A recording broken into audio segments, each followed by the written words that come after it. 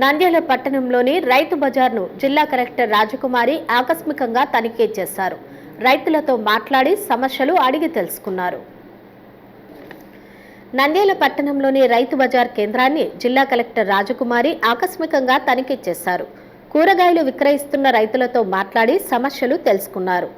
రైతు బజార్ కేంద్రంలో పారిశుద్ధ్యం లోపించడంతో అసంతృప్తి వ్యక్తం చేశారు.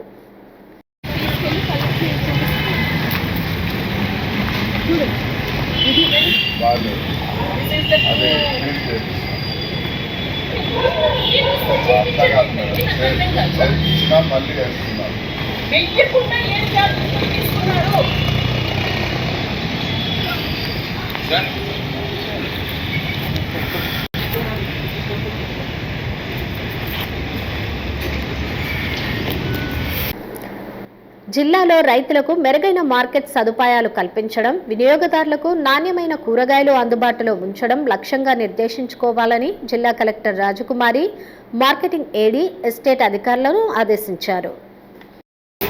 వీళ్ళకి కొంతమంది 1200 ఉంది, కొంతమందికి 2000 ఉంది. లైట్ ఒకటి ఉంది. నెక్స్ట్ టాయిలెట్స్ సరిగ్గా ఉన్నాయి.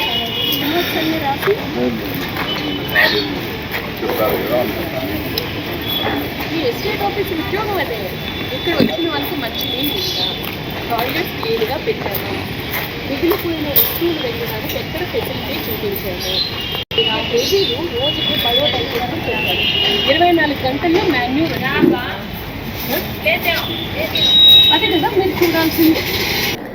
మార్కెట్లోని వివిధ దుకాణాలను పరిశీలించి అక్కడి శుభ్రత, నిర్వహణ తీరును సమీక్షించారు. మార్కెట్ యార్డులోని కొన్ని ప్రాంతాల్లో కనిపించిన అపరిశుభ్రత, షాపుల నిర్వహణలో లోపాలపై కలెక్టర్ అసంతృప్తి వ్యక్తం చేస్తూ వారం రోజుల్లోగా మార్కెట్లోని అన్ని సమస్యలను పరిష్కరించి పరిశుభ్రమైన వాతావరణాన్ని కల్పించాలని స్పష్టమైన ఆదేశాలు జారీ చేశారు.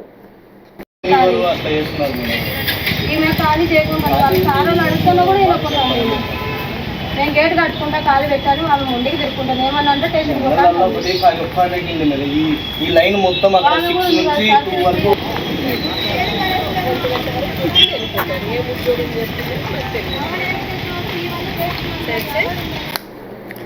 రైతు బజార్లో పారిశుద్ధ్యం, తాగునీటి సదుపాయం, చెత్త నిర్వహణ, సరైన ధరల ప్రదర్శన వంటి అంశాల్లో ఎటువంటి నిర్లక్ష్యం ఉండరాదని కలెక్టర్ స్పష్టం చేశారు. రైతులు మరియు వినియోగదారుల సౌకర్యాన్ని దృష్టిలో ఉంచుకుని అధికారులు సమర్థవంతంగా పనిచేయాలని సూచించారు. జిల్లాలో రైతు బజార్లను ఆదర్శంగా తీర్చిదిద్దేందుకు నిరంతరం తనిఖీలు నిర్వహిస్తామని, ప్రజలు కూడా శుభ్రత పాటించడంలో సహకరించాలని ఆదేశించారు. కార్యక్రమంలో పలువురు అధికారులు పాల్గొన్నారు.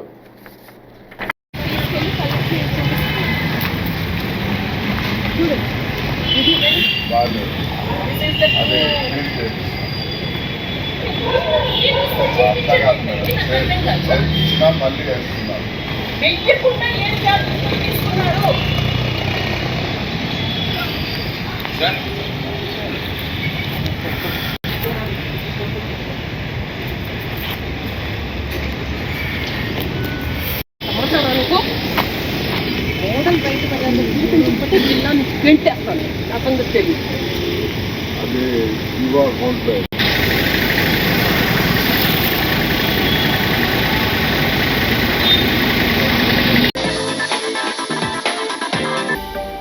హలో అండి, నేను మీకు Rakshitha. Please do subscribe to Nandyal communications.